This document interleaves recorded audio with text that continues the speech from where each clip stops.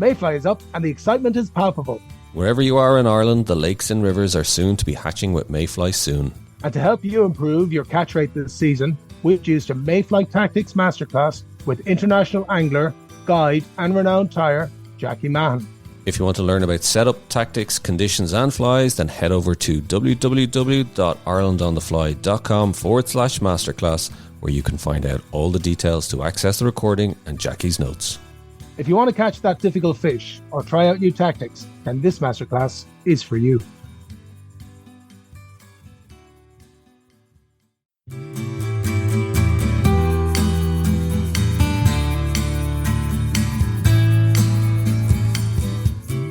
Hello and welcome to the Ireland on the Fly podcast about the people and places of fly fishing in Ireland.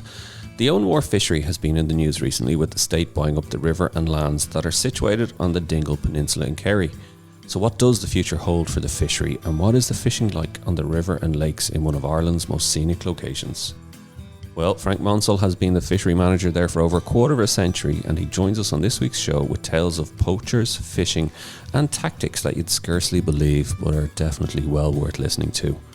But Tom, before we hear from Frank, we've had so many people getting in touch about last week's episode with Rory Harkin of Rory's Tackle Shop in Temple Bar, and especially with their cult-like t-shirts, that Rory's have kindly given us 5 Rory's t-shirts and baseball caps to give away. So over to you, Tom.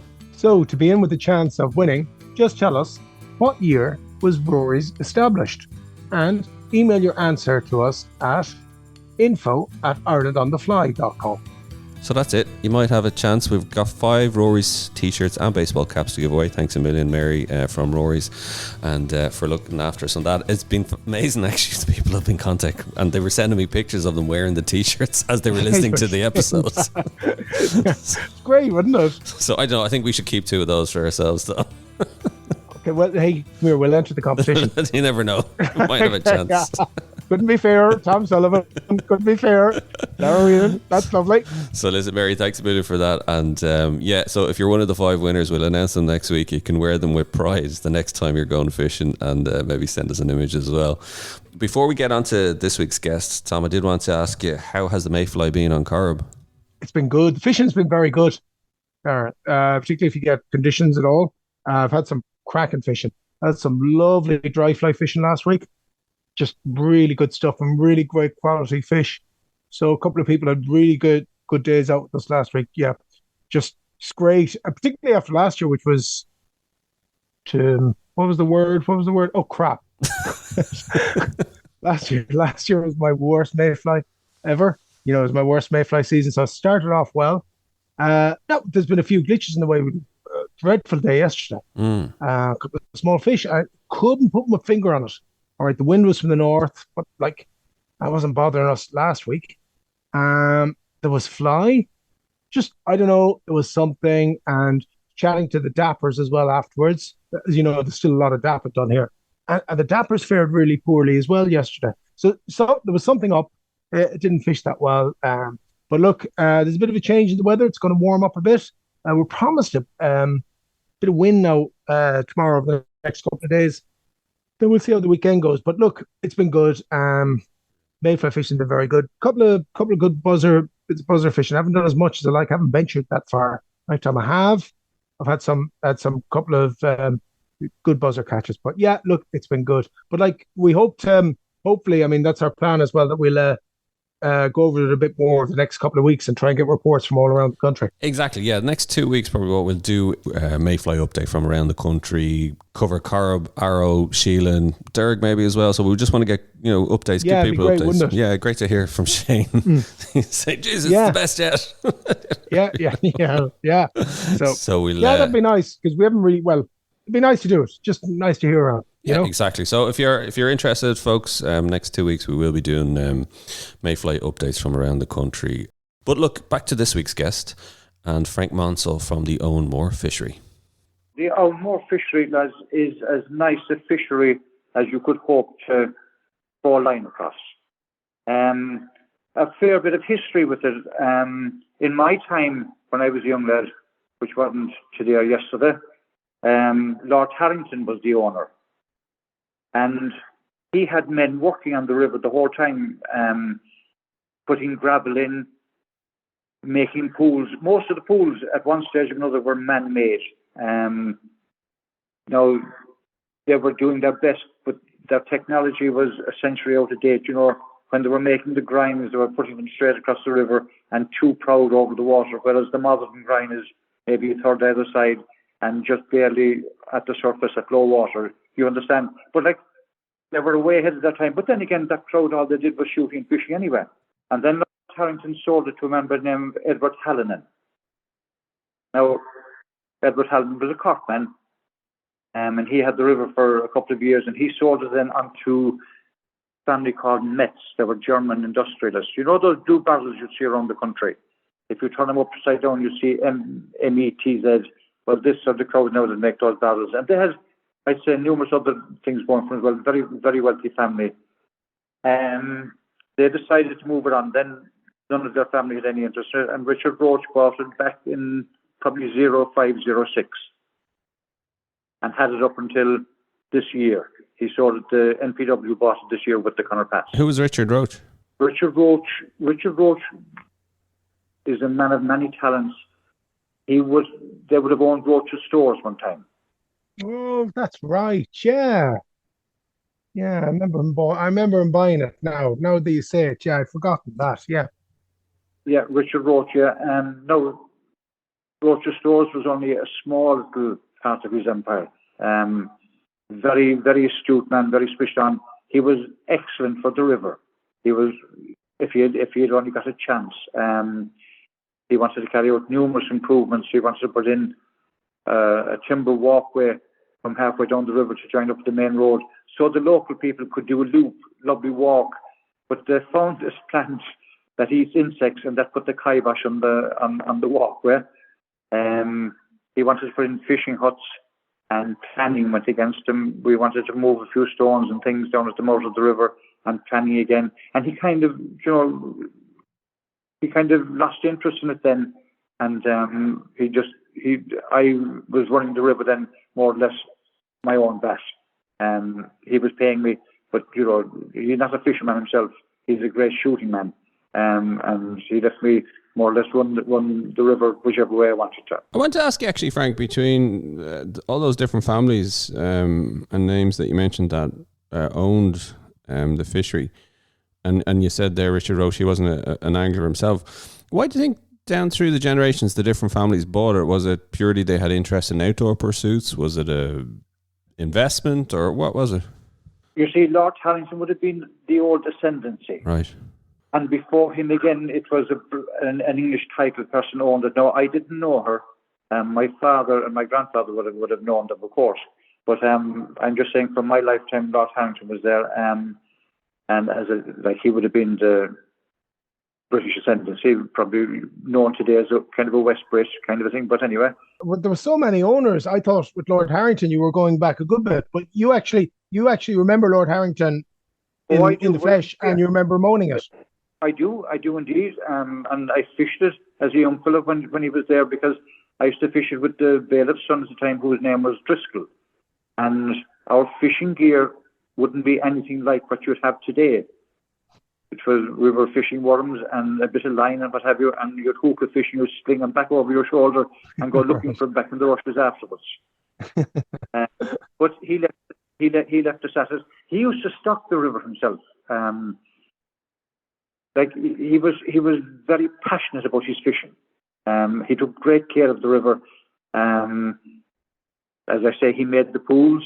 They used dynamite to make the pools, and some of the pools, there are even still rocks in parts of it today that had been drilled, and the drilling was it was a sledgehammer and a crowbar, and I would rather have been under the sledgehammer myself than holding the crowbar. Yeah. But that had to be drilled. You see, every time the crowbar was hit, it had to be given a bit of a twist, and that's how they bored. Then they placed a jelly knife inside and blow the stones and things, there was a pile of work in it, he did his best, in all fairness to the man. He did his best. Frank, was he based locally? He lived in one of the big houses. He lived, you had a couple of big houses in the area, but he used to live in what would have been one of Lord Ventry's shooting lodges. Now, this shooting lodge was palatial in comparison to the houses that were around, but it was a shooting lodge, you understand? But like, it wouldn't have been as big as the main house, but it was a big house at the same time. I know what you're saying. It was a small house for the gentry, but it was a big house for everybody else. Yeah. I remember being there as a young fella, I might have been 6 or 7, 8, and inside in the gun room, I was always fascinated by guns. And inside in the gun room, and the smell of oil and all the guns around the place. To me, it was like Aladdin's cave. It was just something spectacular. And as I say, he sold it. Then he moved on. He actually got land above in Limerick. He inherited a big herd of pedigree cattle, and he was finding money. Like, these people, when they were there, okay, he did a lot of fishing, but they wouldn't have been wealthy because they had no visible means of income. But he inherited land then in Pallaskenry, I think, in Limerick, and he was quite wealthy before he died. And then it moved on, then you said, and it was after Bill, as you called him, it moved to a lad from Cork. Edward Hallinan had it for a couple of years then. I know Edward. I was involved in a shoot with Edward down in Cork, and lovely man. I mean, a really nice man, very gracious man. He had it for a couple of years and ran into a bit of financial difficulty, and he sold it on to the Mets. And the Mets had it then for a couple of years. The Mets had the river then, and being typical German, they wouldn't be able to communicate with the locals because the German can be quite stubborn, and he was over one time, and this local man was crossing the river with his sheep, and of course it was the German's river, of course, and he asked your man, "What are you doing?" And the local thought it was such a stupid question, and so obviously didn't even bother answer him. He continued on crossing the river with his sheep, and your man came down off the bank and tapped him and says, "What do you think you're doing?" He says, "I'm crossing the river with my sheep." He says, "You can't do that anymore. This is my river." Your man says, "We've been living here for generations," and left it at that. And your man said, "No, that's it, no more crossing." Shortly afterwards, word came that all the local activists be seen in a conspicuous place. There was a crowd drafted in from outside, and they burned the house to the ground. Jesus. The only thing that was left standing were the radiators because they wouldn't burn. There was a man that never drank in his life, was dancing on the bar of the Brandon Ball.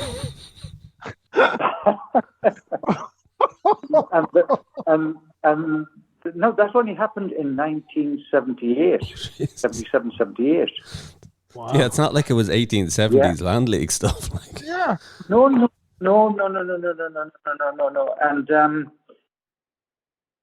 he created a lot of ill feeling in the area.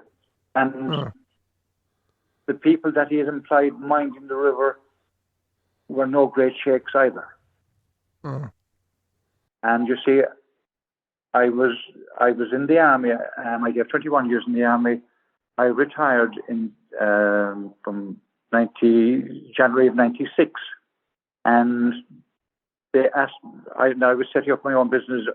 I was fairly successful in dog trials, and I was setting up my own business. And they approached me to know would I run the river, would I look after the river, and I said to them, "Look, lads, the connotation of bailiff, that kind of thing, I don't know, but I'd be happy about it."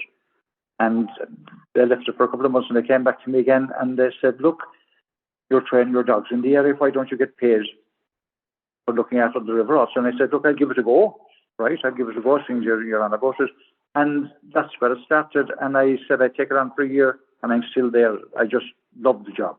It was, it was just so to be done to the ground.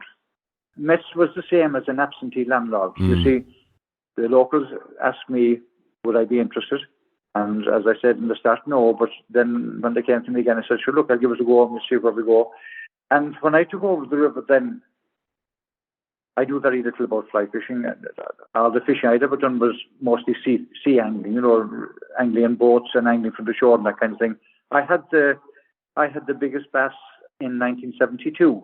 I had the biggest bass platinum in 1972. What size are they? When it was weighed, at the end of the day, it was over 15 pounds, but they reckoned it was 17 pounds. But Jeez. I had it tied onto the rod holder all day in the sun. I didn't. Specimen bass meant nothing to me. I was only young lad. I was just over there fishing, and it was actually an Englishman that saw the fish hanging off the watchguard, off the rod rest, and he got me to put in the watchguard, put in for the specimen bass thing. I didn't even go to Dublin for the presentation. You get a watch, you get a beer tank and a fly and coupling starting. But I had a first cousin up there the same name as myself, and I told him go way down and collect him, and he got the dinner and what have you, I'm sure. That meant he wouldn't catch a cold, never mind catch a fish. And was that on the boat? On the boat you caught it, or on the shore? Oh no, off the shore, yeah. The disappointing thing about it at the time, it gave no fight whatsoever. It just came in the breakers, and I just backed up the strand, and there she was. I've had bass much smaller than that give a way more of a battle, Anyway, that's the bass fishing. No, the bass fishing is making a fair recovery again. They were fished out there for years. The lads got the big boats and they had to be paid for, so they set the salmon nets in the winter time for the bass. And from 2 or 3 years, the whole bloody place was wiped out. But now they're making a recovery again. There are days you have some very good bass fishing. But listen, back to the Owenmore anyway, Frank. So, you like you said, at the end of the 90s, you decided you'd help out for a year and see how you get on. But maybe just for people, would you give them the lie of the land in terms of where the Owenmore Fishery is exactly in Kerry and how long the river is and where it flows into and all that? The Owenmore Fishery, there's 11 lakes underneath the Connaught Pass and underneath Brandon Mountain. And for people that don't know, that's Dingle Peninsula. Oh, it's the Dingle Peninsula, absolutely. And Brandon Mountain is the second highest mountain in Ireland, and obviously the second highest mountain in Kerry as well, because Carntool will be the highest. But the river is about 5 miles long. It comes out of two main lakes. You have the White Lake and you have Finnerty's Lake. They would be the main lakes. We have boats in those two lakes, terrific for fishing. It flows down along through bogland then, and it will be quite level. Then it will take a sudden drop, and it will level out again. It will take a sudden drop and level out again. And the first mile and a half of the river is absolutely excellent fishing. And there's about 30 odd, nearly in the whole river. There's nearly 35 pools. Now some of them wouldn't be very big pools, but couldn't be passed if the right water's there. The river then flows down. The river flows north, from south to north, into the bay. It flows down through at the side of the village of Mahon, and out then into the estuary. Now, traditionally, there was a mark down about nearly a mile from the mouth of the river, and nobody could draft net above that. It was always known as the mark. There are even songs about it. But Richard Roach didn't see it in writing, so he reckoned that legally he didn't, when he didn't see it in writing, he thought that there was no legal standing there. But always, ever and always, the mark is a big long stone, and they could draft net below it, but they could not come above it. Richard Roach didn't enforce it anyway, and the draft netting, they move up along the inlet now, whereas traditionally they never did. But that's another story. Terrific sea trout fishing down there, bass fishing and mullet fishing. Fly fishing for mullet is really taking off down there. The fly fishing for the bass, I reckon it's as good as you'll get. Because the mullet are the poor man's bonefish, and if the river is too low, it's a spate river, of course, and we'll take it. If we didn't have rain for a week or two, you could get very good fly fishing for sea trout down in the estuary itself. There's a big pool down there, and they hold up below there. We would have a desperate problem now with seals down there because the Blasket Islands are black with seals, and of course they come around, and the inlet down at the mouth of the estuary, so it's easy pickings, I've seen seals down there now just catching fish by the middle, shaking them, just discarding them, and going for the next one and going for the next one. And it's not a very easy thing to take, but look, there's nothing we can really do about it now, with all the tourists and everything. But, as the man says, we do our best on the quiet. And do you get is it mainly local anglers in the fishery, or do you get many visitors, Frank? It's all visitors, really. Would you believe it? There is no history of fly fishing in our area. There's probably 3 or 4 local anglers, and that's it. Why is that, Frank? Is it mainly because they're fishing in the sea and the shore there? Mainly because fishing was from the sea. You were either fishing or farming. That's what was in the area, and they wouldn't see it as a productive day now if you went away for a day's fishing. Right. And as well, Frank, also as well, I presume back then the fishing was preserved as well. Of course, it was always a private fishery. Yeah. So the locals weren't really encouraged to be there, But naturally enough, then if they wanted to feed a fish, they'd go down, they'd take them, but it wouldn't be with a rod and line. Because that wasn't as productive as other methods. People talk about flies, but the bobbing cork is the most serious of the whole lot. They say it is all right, yeah. Yeah, absolutely.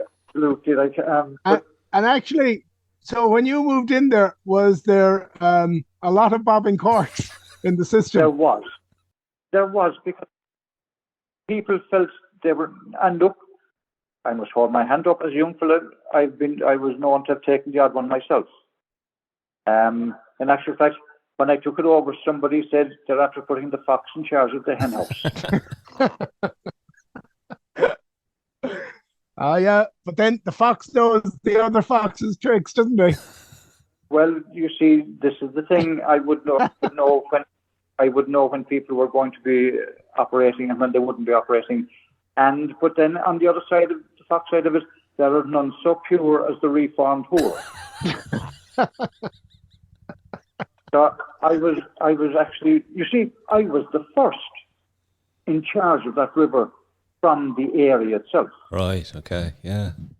When I took over in 97, when I took over in 97, I knew all the young fellas, because through football and one thing or another, and I knew the culprits. So I went around to their parents. I went to school with their parents. I played football with them. We went to dances together, and I explained to them that going down, they didn't even call it poaching, they called it fishing. We were going fishing. So I said, going to the river is not what it used to be. It now carries a conviction. And if it goes on their record, they won't get into the guards, the ESB, the P&T, they won't get into Australia, and they won't get into America. And that cut it straight away by 99%. But there's always one family. There's always one family, and the family were never going to be going anywhere anyway. They were never going to be emigrating. They weren't going to be in the guards, I take it, either. Absolutely not. They would be on the other receiving end of the baton. I'd say it's a lot better now, though, Frank, is it, than it was? Oh, look, young fellas now, Jesus, a young fella now would not dream of falling into potholes in the dark going up the river. They're only interested in their iPads and in their mobile phones and that kind of thing. It's a dying trade. And then, we say 1986, we had a depression in 1986. 3/4 of the Castle football team were in Boston. That got rid of a few of them. And then 07, 08 in the decline again, they hit for Australia. That thinned out another amount of, and fellas went to America. There was fellas went to America as labourers, and they came home as carpenters and everything. They were known as Aer Lingus carpenters. They went over as trades, and they came back qualified. But by the time they came back, then they were too old, and they weren't interested in that kind of thing. But like in the very start now, when I took it over, there was, you see, if you remember, we had a lot of Polish people as emigrated over here, and like they lived on fish. I had a bit of a problem with the Poles in the start. In actual fact, first year I took over, I was up in the White Lake. Another thing, nobody ever took care of the cormorants. When I was up to the White Lake in the very start, there could be 15, 20, 30 cormorants out in the lake. And now you'd be lucky to see, or very unlucky to see a cormorant on the lake because of the program we carried out. But I was up to the lake this day anyway, and I was checking for cormorants, and I'd always glass the lake in case there'd be some fella fishing or whatever. And I see my man over on the top of the lake, the southeast end, and I thought, well, he won't do any damage up there because there's never fish up there. But the next day I went back, there were two fellas there, and they were well down the lake. So I said, I'd better go over and have a chat with these lads. So I walked around the lake anyway, and I was very polite and whatever, and I tried to explain some private fishing, which were typical. They didn't understand English, and I certainly didn't speak Polish. So I made as clear as I could to them, but they just ignored me. So I said, fine, I'll go away, but the next time I was in my place.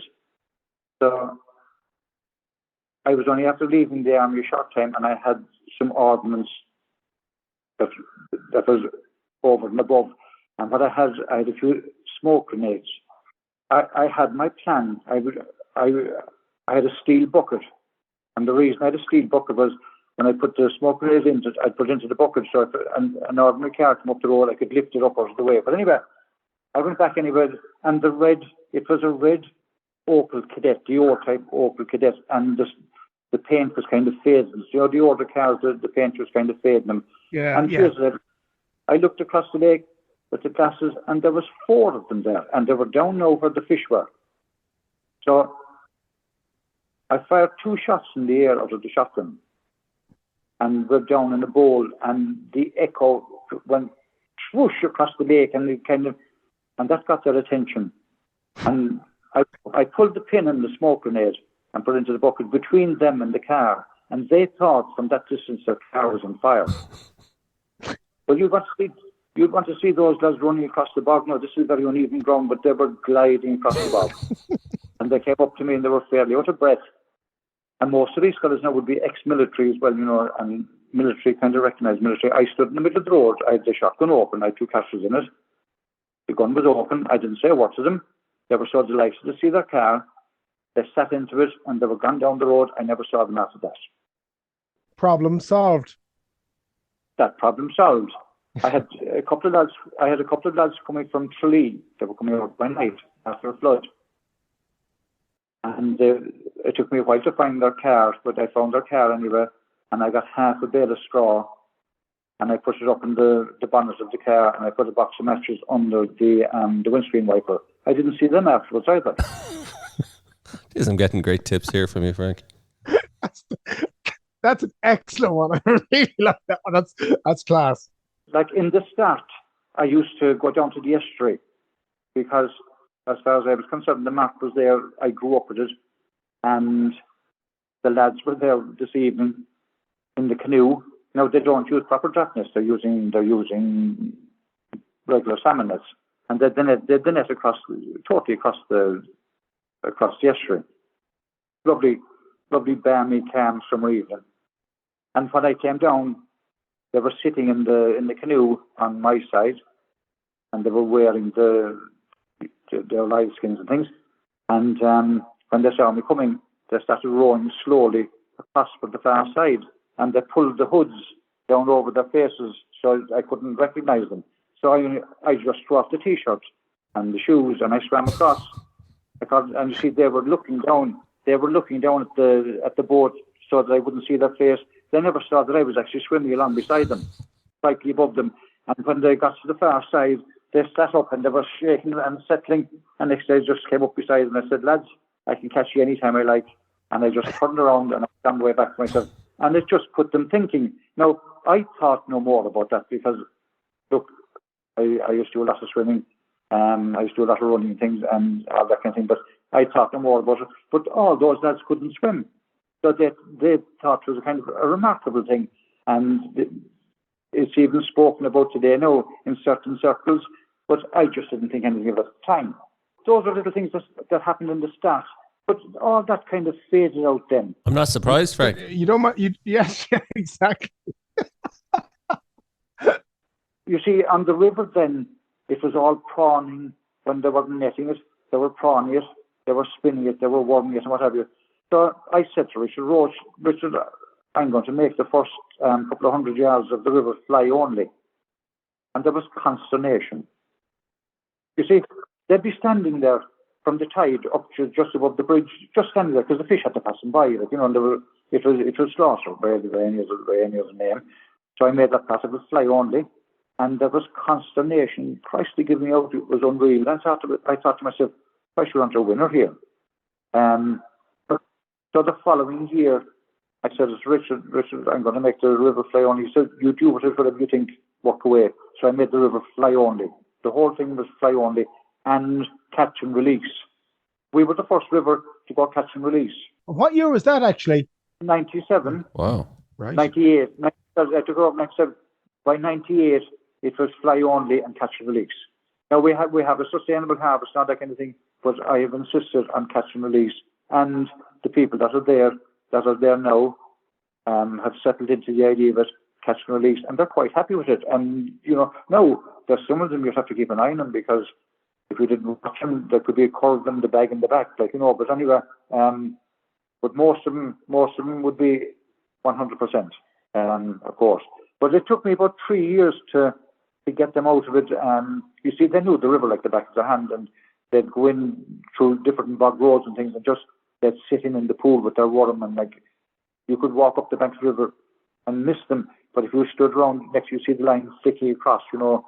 So eventually, anyway, I wore them down, and we have legitimate fly. We've anglers on the river now, not killers.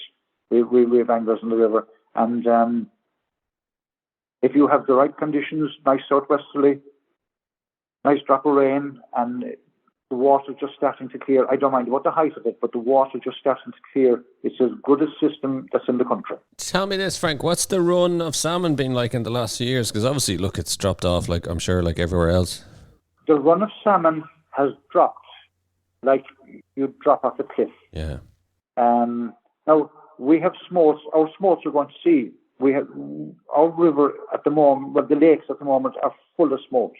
Absolutely. There was a man out there the other day. He's works on the help board, and he was long old days. And he asked me, could he take the boat out? I said, actually, but mind the smolts, released him gently. And when he came in the evening, I always go back to tie up the boat, make sure it's secure properly. And he was telling me that it was just every cast he'd have one or two. You know, the smolts are there going out, but they're not coming back. Mm-hmm. But during COVID, we had an unreal run of salmon and grill during COVID.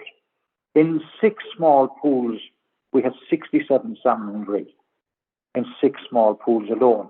That's not counting now what was up the river and down below it. And these 6 particular pools with 67, not counting seafood or anything, but salmon and grill. And that was during COVID. And then, once the restrictions were lifted, fish put back again.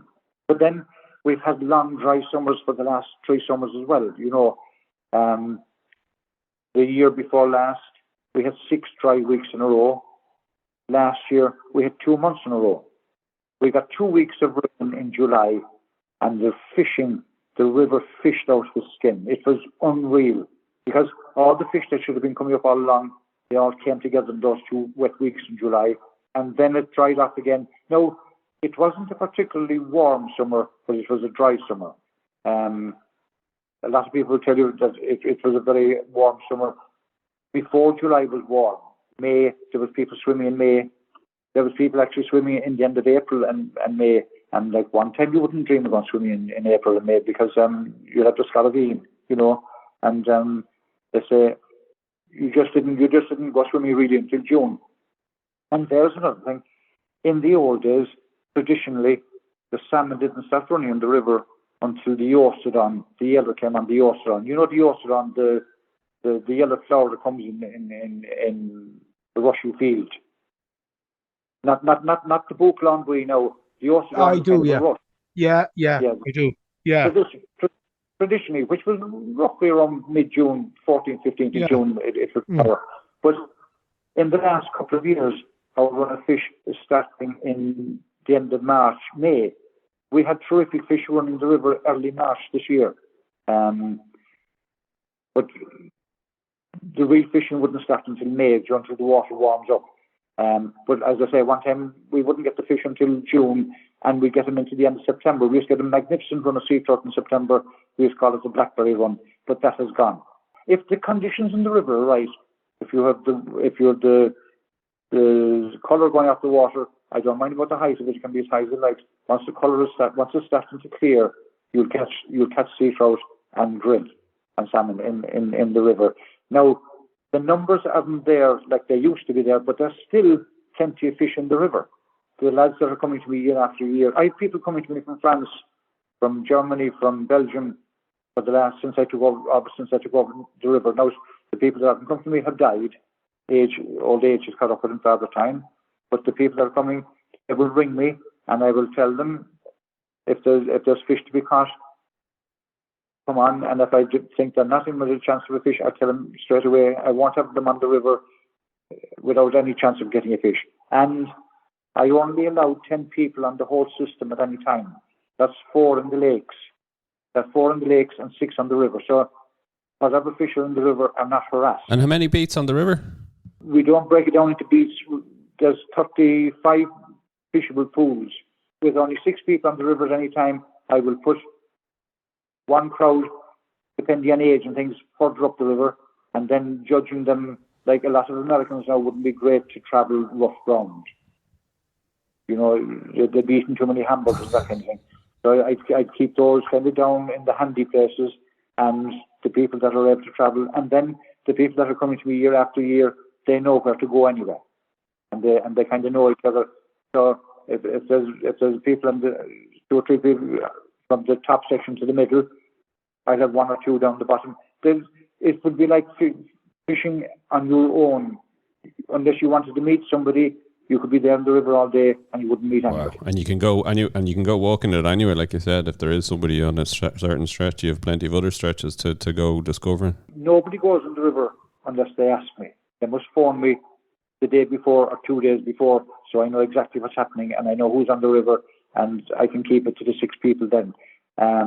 And then once you're on the river, once you have your day ticket, you can fish it by day and you can also fish it by night. I have no problem with them fishing by night, especially if you get a nice balmy night, sea trout running, you can have terrific fishing. So like we kind of have to say, no, I get a lot of travelling trade, as we call it. People that might only want to fish for maybe half a day. They're fishermen. They hadn't planned on fishing. They're there with their wives in West Kerry. Suddenly they look over the bridge and they say, "Oh, I'd like to." So I'd give them the loan of a rod and I'd leave them up there for half a day or whatever. We'd look after them. Once we have room on the river, we look after them. But as long as the river isn't harassed. That's the main thing. And you said there about the lakes then, Frank. You have how many lakes on the system? Fishable lakes? We only fish 2 of them.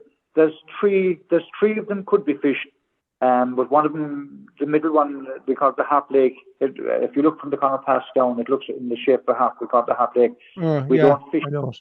We don't fish that one because it's not really accessible. You have to go over barbed wire and things to it. So we fish what's known as finities. There's 2 lakes. There's the boat and the other one of them. You have finities and you have the White Lake. Right. The White Lake got its name. It's Loch Grass, the shiny lake, but then it was brought down to the White Lake. How that got its name is the sturgeon used to go in there back in the 1700s to spawn. Oh. And when they would go into the lake, you see, they'd rub off the rocks, and the big scales would fall on the gravel. Now, the locals used to see them, and they thought that they were pearls, and they were shiny on the ground. You see, Yeah. They didn't know they were the scales of the sturgeon, and they called the lake Loch Bloss, the shiny lake. But then that was brought down to the White Lake. That was rebased down to the White Lake. Now the White Lake is right beside the road. We had access into it. We were on right way into it. There's one boat that's absolutely super fishing it. A nice southwesterly wind, 5 or 6 meters a second. You know when you can hear the wave backing off the boat. You get a nice straight drift down the lake. Then the same inside Infinities. So a southwesterly, the system fishes best in a southwesterly, Right. or even a southeasterly, because it'll be a warm breeze in a southeasterly in the summer. But northwest or west, straight west, highly dangerous. You get whirl winds coming down the lake that lift the boat. You know the whirl winds. Yeah, the water spouts. Yeah. Yes, you get those coming down the lake. And they could be 30 feet in the air. Yeah, because deadly. What happens is the wind comes down off of Brandon and it hits the mountain on the far side, ricochets back across the lake, and it just sucks the water up. The other lakes, can people fish them from the shore? You can, absolutely. Yeah. You can fish them from the shore. And in the nighttime, coming into nighttime, the fish come into the warm water, and you can have terrific fishing there. So, Frank, tell us, what's obviously the Owenmore Fishery was sold by Richard Roach, and thankfully the state bought it. I know there was a big campaign to get the state to buy it. I almost went to a foreigner. The NPW got onto me. I would have known some people in the NPW. They got onto me wondering why their bid wasn't acknowledged. But the solicitor they used didn't state who he was representing, and he put in a very low bid. And Richard Roach didn't even know that the NPW had put in a bid. Oh, right. So they came to me, and I got on to Richard, and that's how I knew that he didn't know they put in a bid. So I told him that they were prepared to put in the money to more than what the farmer was offering, and that's how they ended up with it, because he didn't want to go to a farmer either. I had told him the problems we had when farmers owned the river. And he's a very good man himself, and he was all for an Irish state company owning the river, and that's how the NPW ended up with the Owenmore. So what's the plans? They're doing a whole park, and it's the sea and everything that it's all going to be encompassing, isn't it? They're talking about making up a plan and what have you. But tell me this then: is there a danger then that the fishery, like that fishing, will close? Or well, they have asked me. I was going to retire. When Richard Roach sold the river, I was going to retire, but they asked me to stay on for this year until they see what they're going to do. You see, where are they going to get somebody that would be able to look after the river, because it's not a 9-to-5 job. No. You want to have somebody in the area, and you see, if this little gem isn't managed properly, it will revert back. There'll be outsiders will start coming in, and they'll start prawning and all that kind of shenanigans again, And it would be a pity after all the work that was put there that it would fall back that way. But look, maybe they might do some deal with the inland fisheries, and the inland fisheries might be able to do something with it. I don't know, but for this year anyway, it's to stay the way it was. Frank, you can't retire then. But I'll still fish it myself anyway, Either way, I'll fish it, and in actual fact, I might throw an old trommel in the boot of the car and head for the mask. I had the pleasure of spending a day with you on Mast before, Frank. I'll never forget it. I'll never forget it. Do you remember? In good or a bad way. Do you remember sailing going up the lake in that strong wind? Do you remember I do, yeah. Do you remember? It was blowing a hoolie. The plank broke on the side of the boat, and our rogue wave hit it. Yep. Yeah, do you remember that? Yeah, coming down. It was the time we were stuck on the beach, wasn't it? We had to go leave the beach. How would I forget it? Yeah. The wind never changed. Do you remember that, Frank? The wind never changed, and we were stuck beyond in Churchfield. It was supposed to ease off, and we were waiting inside in that little bay, And then we said we'd hit away up the lake, and what happened. Geez, I drank about 20 pints that night. Yeah. You probably would have done that anyway, Frank. I would have had the 19. Oh, the 20th was for the broken plank. And I don't drink at home. I didn't drink since I was 50. I packed it in. I thought you were going to say you didn't drink since the plank broke on the boat. I was lucky. I wasn't drinking half a lot mass, but anyway, not bad. It was a great day, sure, and we survived it. And if that was the worst thing that ever happened to us, we'd have a long, happy life. With a long, happy life. Reminder of what that. It's a reminder of what that lake can be like. Oh, a lake can be way more dangerous than the sea. Always. Yeah. I don't. No, if you ever had the misfortune to be going out with Michael Chuig, and he'd have those wings on the engine, and he'd tell you sit out in the bow, and you'd be afraid to ask, are we going for another drift, or are we going across the lake? The first year I came up a mass with him, I'd say I used a bucket of soda cream.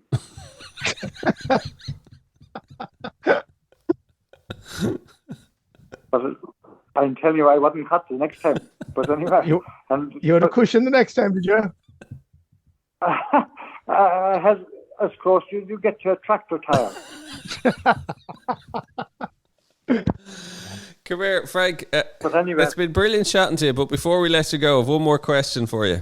What was your most memorable fish on the fly? I tell you now, I was thinking about it the last week.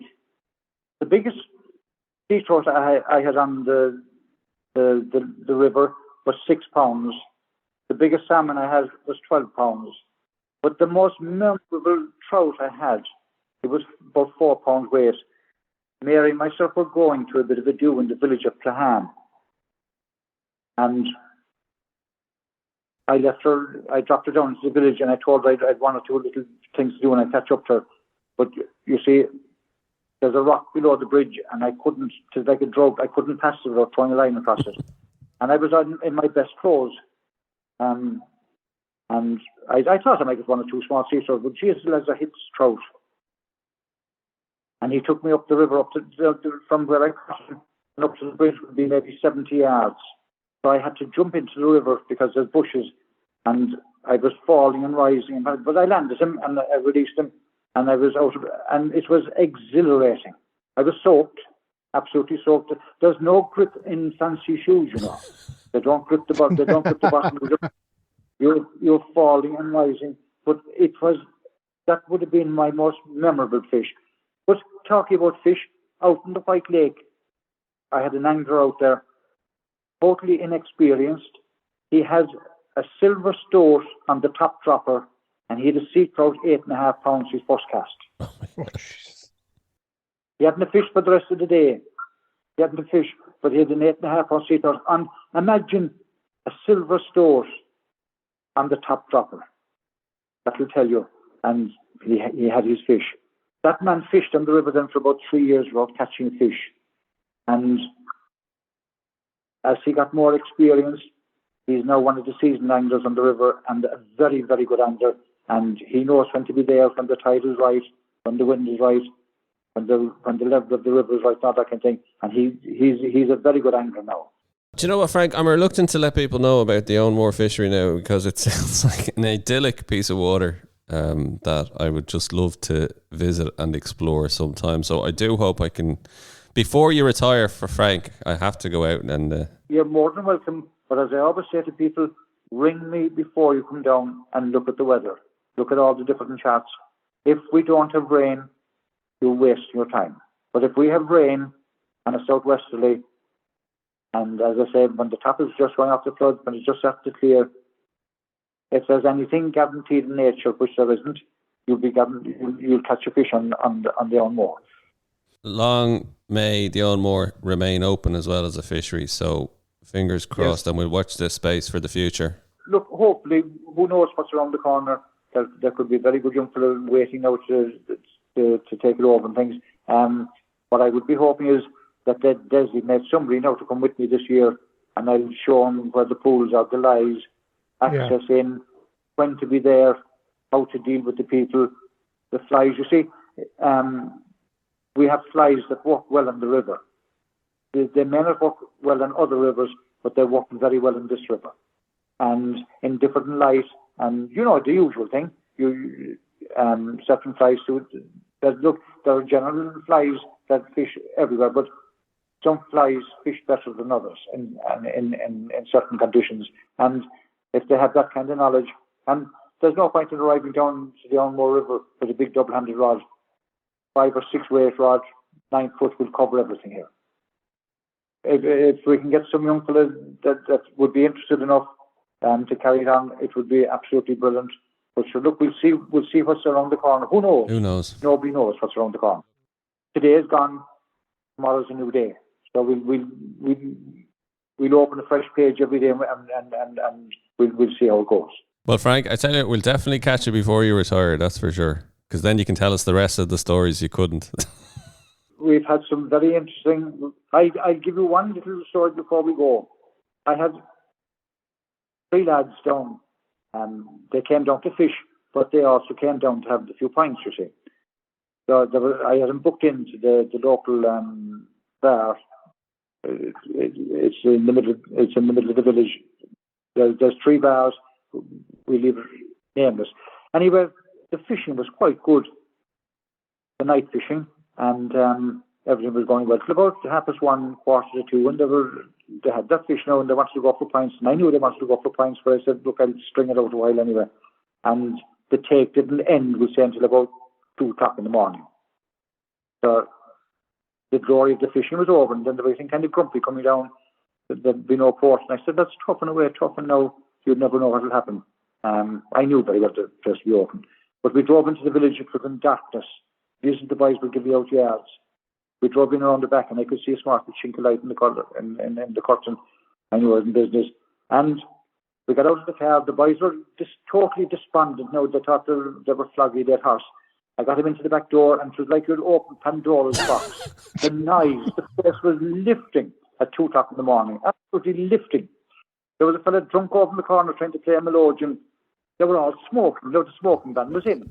But they were all smoking. There was a crowd in one corner playing cards. And there was 3 old men down on their hands and knees on the floor racing mice at 2:00 or 2:30 in the morning. Can you imagine it? I certainly can. A normal Saturday night in Clawhan. Well, I'll tell you now, they found it hard to get out of the pub and get into it.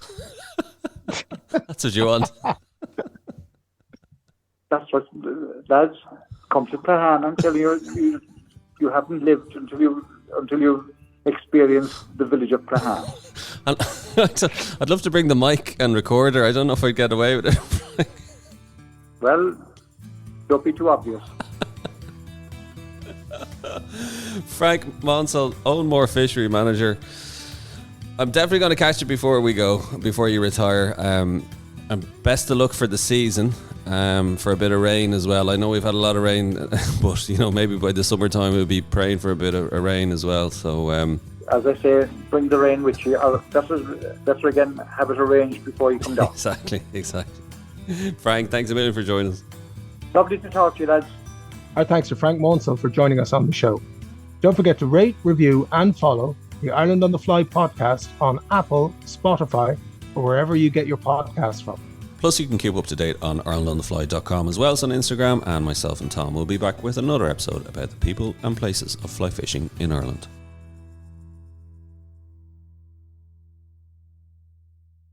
The Mayfly is up and the excitement is palpable. Wherever you are in Ireland, the lakes and rivers are soon to be hatching with Mayfly soon. And to help you improve your catch rate this season, we've introduced a Mayfly Tactics Masterclass with international angler, guide and renowned tyer, Jackie Mahon. If you want to learn about setup, tactics, conditions and flies, then head over to www.irelandonthefly.com/masterclass, where you can find out all the details to access the recording and Jackie's notes. If you want to catch that difficult fish or try out new tactics, then this masterclass is for you.